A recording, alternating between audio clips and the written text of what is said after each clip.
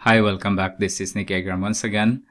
In this series of videos, I will be discussing the graph of trigonometric functions. I will only concentrate on the three functions, the sine, cosine, and the tangent functions. And before going too deeper to the topic, then we need to define important vocabularies or words that we need in these studies of mathematics or trigonometry. For example, a periodic function is one which repeats itself over and over in a horizontal direction in intervals of the same length. It's like waves. The period of a periodic function is the length of one repetition or cycle, as you can see there. Okay, I will explain more about that later. The next one that we need to know is a maximum point, wherein it is said that occurs at the top of a crest. So here is your maximum point, and your minimum point is, this is also a minimum point, this is also a maximum point. Okay, a minimum point at the bottom of a true. The amplitude is the distance between a maximum or a minimum point and the principal axis. So this one, if this is A, so your amplitude is the absolute value of A. Okay, now we're going to study the sine function. If you remember your sine in a unit circle, this is y is equal to sine x, but I want to give you the idea where these points come from. We have the unit circle, as you can see here. This is your pi divided by 6, pi sixth, or the 30 degrees. And we know before that the y value here is 1/2. That's why, as you can see there, when we have 30 degrees, then it is 1/2. We go there also, that is 180 minus 30, that is 150 degrees we have here. And it's the same. It is periodical. It follows. Here, the y value here is 0. There is 1. That's why we have 1 there. And then go back again to 0, and then -1, as you can see here. And then it will go back to 0 again. Okay? So the period of this sine x is 2 pi. Period is 2 pi. Okay, I prepared some GeoGebra so that we can see how the graph actually changes when we put some coefficients in x, in sine, and constants. Okay, let's see. I hope you can see there now. I prepared here with a glider so that we can see what it meant when I say that we have constant coefficients, or just constants if we add them. Okay, let's see if we can, the f of x, the green one, is just the sine x. Let's see what is the effect if we're going to put constant coefficient before the sine x. So this means that if I'm going to change my a now, let's see what happened. As you can see, as I change my a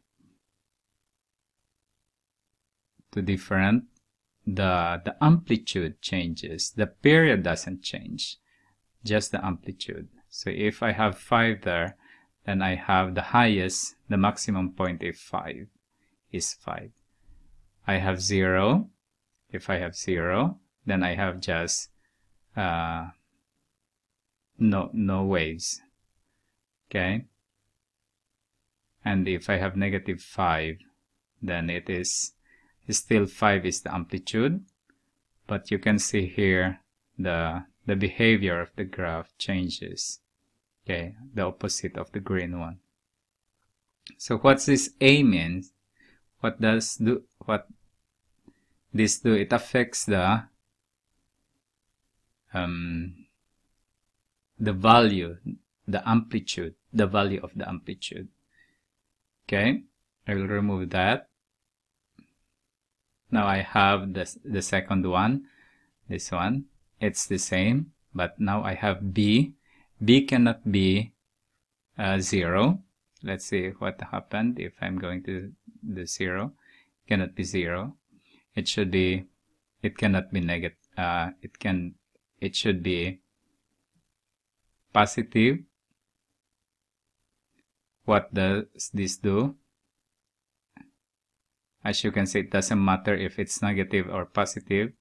It does the same thing. What does this do? It changes the periodicity or the period of the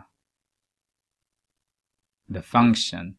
So if it's 1, as you can see here, if I have 1, it's the same. And then if higher, then it is the waves are tighter. That means the period is larger than sine x. So if it's less than 1, as you can see here, then the period is lower or lesser than the sine x. Okay, so what is the constant coefficient B is doing is that it changes the period of your function.